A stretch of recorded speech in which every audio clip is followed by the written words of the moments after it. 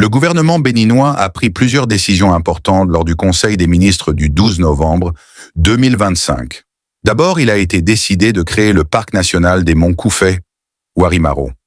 Les études ont confirmé que cette zone forestière est encore bien préservée, riche en faune et en flore, et que les populations locales soutiennent largement cette transformation.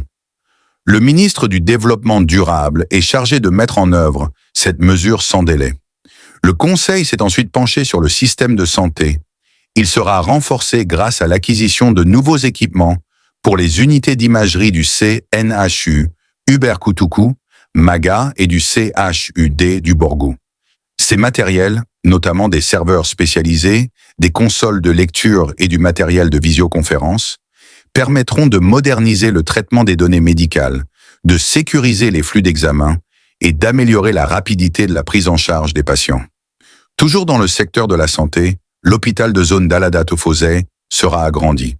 Sa capacité passera de 65 à 150 lits et il sera doté d'un service des grands brûlés ainsi que d'une unité de traumatologie.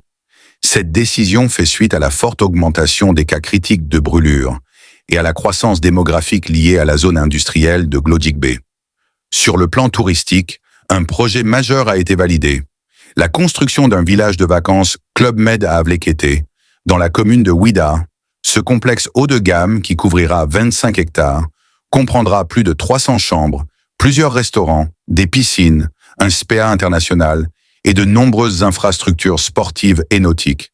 Les travaux s'étendront sur 2 ans et visent à renforcer l'attractivité touristique du pays. Le Bénin participera également aux réunions statutaires du Comité permanent inter-État de lutte contre la sécheresse dans le Sahel, prévues en novembre au Burkina Faso puis au Tchad. Par ailleurs, le pays accueillera une formation certifiante en responsabilité sociale en santé, ainsi que le premier congrès international de la Société béninoise de santé au travail. Enfin, plusieurs nominations ont été effectuées. Euloge Ada devient inspecteur général du ministère du Cadre de Vie et des Transports et Constant Haundenou est nommé conseiller technique au développement durable. À la Société béninoise des infrastructures de l'eau, Sylvain Adokpo Migan est désigné directeur général. Fait à Cotonou le 12 novembre 2025.